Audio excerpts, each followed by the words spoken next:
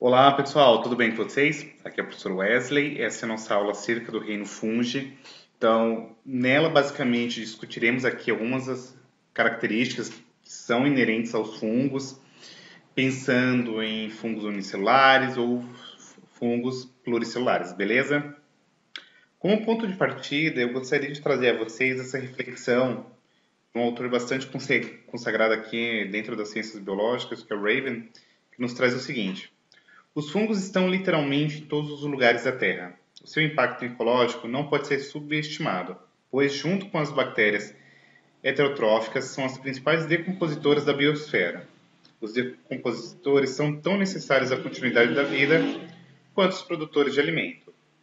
Então, de antemão, percebam que quando a gente está falando de fungos, é interessante que vocês tenham em mente que são organismos extremamente importantes para que haja um fluxo e, consequentemente, reciclagem da matéria orgânica e, consequentemente, continuidade à vida.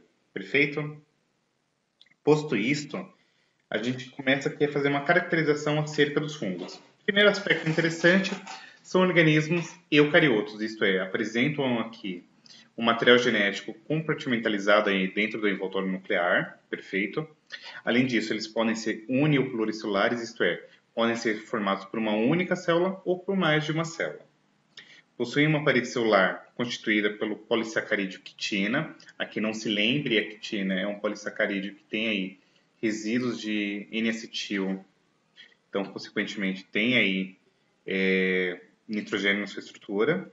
Os pluricelulares são formados por células alongadas que vão formar estruturas que nós denominamos como hifas.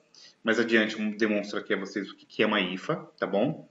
As hifas elas vão se entrelaçando formando uma estrutura que a gente chama de micélio ou corpo do fungo ou corpo de frutificação, se assim preferirem, tá bom? São heterotróficos e aclorofilados, isto é, eles vão ter um método de nutrição que obrigatoriamente depende de matéria orgânica que não é produzida por eles e, consequentemente, quando eu falo aclorofilado, isto é, eles não apresentam clorofila, então, consequentemente, eles não conseguem realizar fotossíntese, tá bom? Quando a gente pensa aqui na reserva nutricional deles, o principal elemento aqui que vocês têm que lembrar-se é do glicogênio. A sua grande maioria de representantes aqui são saprófitas, isto é, vão se alimentar de matéria orgânica em decomposição. Apresentam aqui uma digestão que nós denominamos como extracorpóreo, isto é, eles acabam se alimentando e fora das células eles vão secretar algumas enzimas digestivas que acabam dissolvendo e, consequentemente, degradando a matéria que eles ingeriram e, posteriormente, eles absorvem aí o material digerido, tá bom? Quando a gente pensa na questão de desenvolvimento, eles precisam obrigatoriamente de umidade, porque a gente vai ver mais adiante que a água acaba sendo um importante veículo de transporte de nutrientes digeridos aí pela célula fúngica. Tem esse caso aqui de fungos que são parasitas, tanto de animais quanto de plantas, e já fazer um pequeno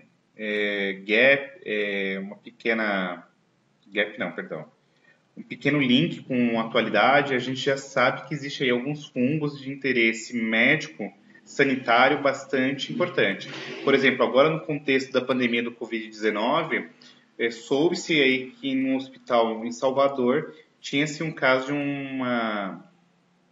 de um fungo extremamente resistente aí aos antifúngicos, tá? Apresenta aqui processo de reprodução tanto assexuado quanto sexuado, isto é, processo que envolve variabilidade genética quanto processo que não envolve variabilidade genética. E onde que a gente encontra fungos? Basicamente, ambientes terrestres úmidos, sombreados e também pode se encontrar aí em ambientes aquáticos, tá bom? Posto isto, como que a gente precisa olhar agora a estrutura de um fungo pluricelular, isto é, um fungo que apresenta mais de uma célula? Como eu falei para vocês, esses fungos eles formam estruturas que nós denominamos como hifas, tá? E as hifas são justamente aqui estruturas típicas de fungos pluricelulares. Como é que uma hifa surge, por exemplo? Ela surge a partir de uma estrutura que a gente chama de esporo. e o esporo ele vai crescer junto aqui e ele vai acabar se emaranhando, constituindo aí esses filamentos que nós denominamos posteriormente de micélio, tá? Um aspecto interessante acerca do micélio é que ele pode ser escondido, se assim posso dizer, abaixo do substrato. Então, você vê ali uma nuvenzinha de fungo, aí você fala, vou tirar isso aqui e vou poder comer o alimento. Não, porque geralmente você tem aí um micélio que está logo abaixo da superfície aqui do substrato, tá? E eles podem ainda aumentar a superfície, né? E aí a gente tem um caso aqui de estruturas de hifas que elas formam corpos mais complexos que a gente chama de corpos de frutificação. Exemplos clássicos aí para vocês, já está até aqui no slide, cogumelo e orelhas de pau, tá? Então tem aqui alguns exemplos de corpos de frutificação em caso de fungos pluricelulares. E tem-se aqui as classificações dessas hifas. Nós temos as hifas sinocíticas ou aceptadas. Por que aceptadas? Elas não apresentam aqui septos. Então, basicamente, é um filamento longo e multinucleado, isto é, apresenta mais de um núcleo. E esses núcleos, pessoal, eles são sempre haploides, tá bom? E eles vão ficar dispersos aqui num citoplasma em comum. Nós temos aqui hifas septadas, ou seja, tem um filamento longo, mas ele é subdividido em compartimentos. E cada compartimento nós chamamos de septo, tá? Nós temos aqui hifas que nós chamamos de dicarióticas, isto é, apresenta dois núcleos haploides geneticamente diferentes dentro da própria hifa.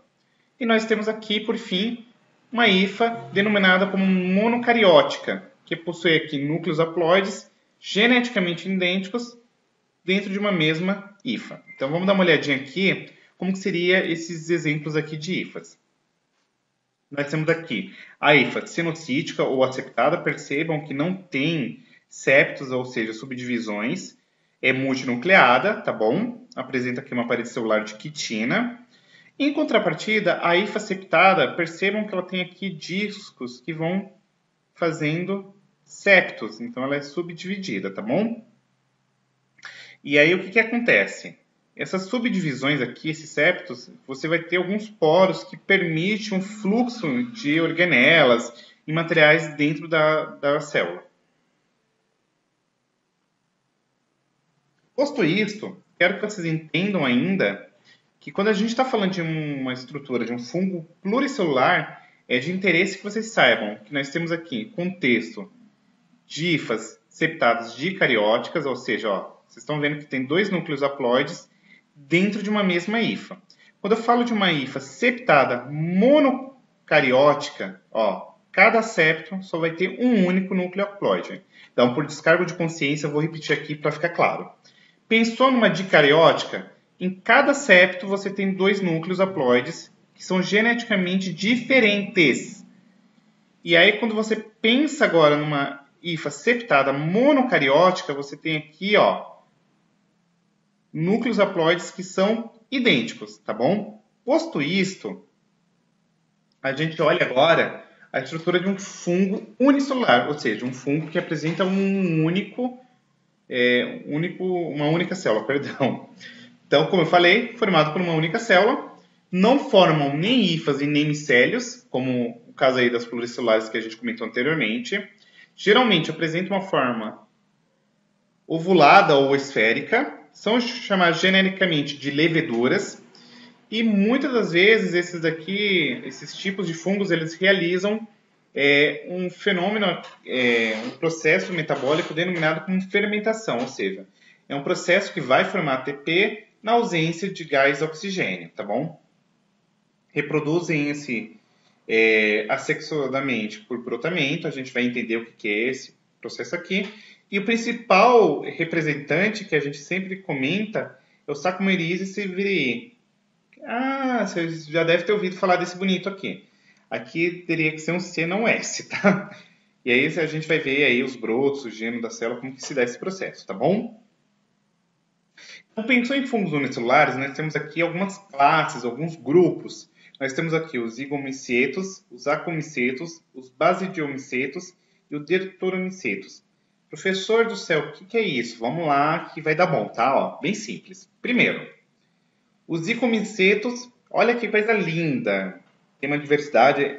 O legal de fungos é que vocês percebem que eles são bem coloridos, né? Então, como eu falei anteriormente, não forma micélios, não forma hifas e, consequentemente, não há formação aqui de grupos de frutificação, ou corpos de frutificação. Os icomicetos, eles podem ser pluricelulares, tá? Apresentam aqui hifas cenocíticas aceptadas, são terrestres. E aqui você tem casos de saprófagos, que são aqueles que se alimentam de matéria orgânica em decomposição. E o principal representante do zigomiceto é o Isobus sp, ou várias espécies, né, que é o bolor preto do pão, que acaba se desenvolvendo aqui sobre pães, bolos, biscoitos e frutas envelhecidos, tá bom?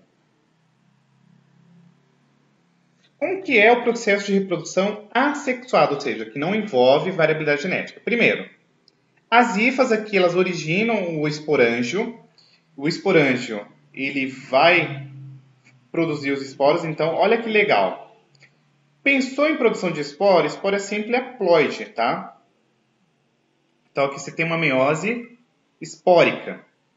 E aí, esses esporos, eles são carregados pelo vento, e ao caírem, eles se encontram aqui em um ambiente favorável, eles começam a germinar, formando novos micélios, tá?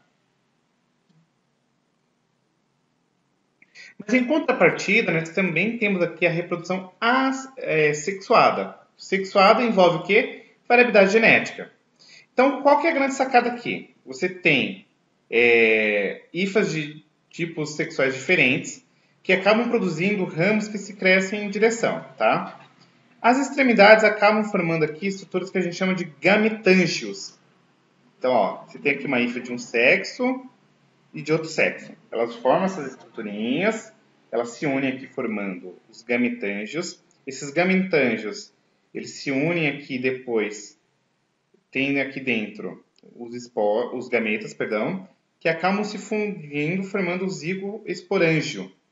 E aí o que acontece? N mais N vai originar aqui um zigoto. E esse zigoto se desenvolve formando aí um esporângio, ou zigo esporângio se preferirem, que ao amadurecer vão dar origem aqui a novos esporos. Percebam que dentro dos zigos esporângios, a gente tem aqui um organismo diploide, fez meiose e forma esporos. Esporos são sempre haploides. Então aqui você tem também uma meiose espórica, tá bom? Ó, olha a variedade aqui de apomicetos.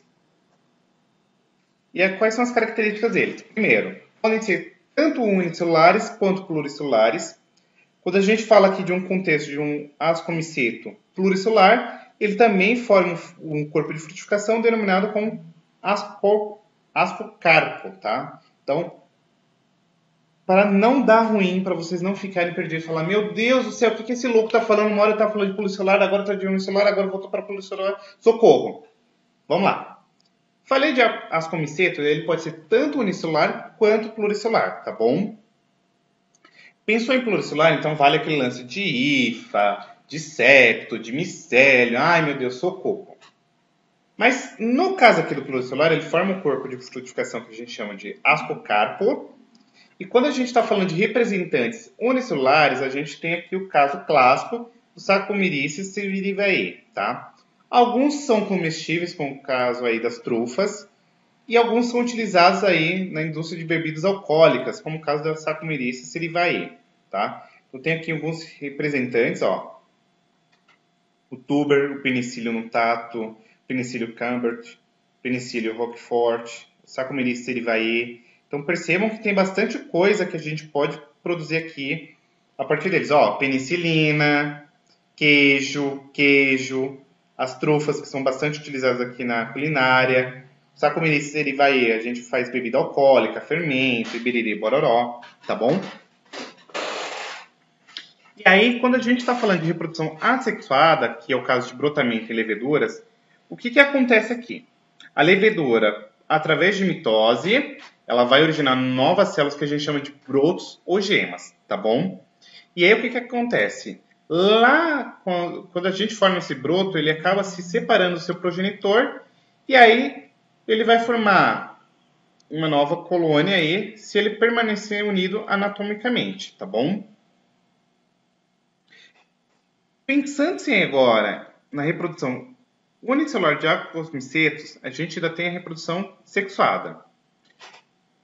Qual que é a grande sacada aqui que vocês precisam se atentar? Ó, no caso de fusões de hifas monocarióticas, lembram-se lá daquelas hifas que apresentam um único núcleo idêntico aí, cada septo? Pois é.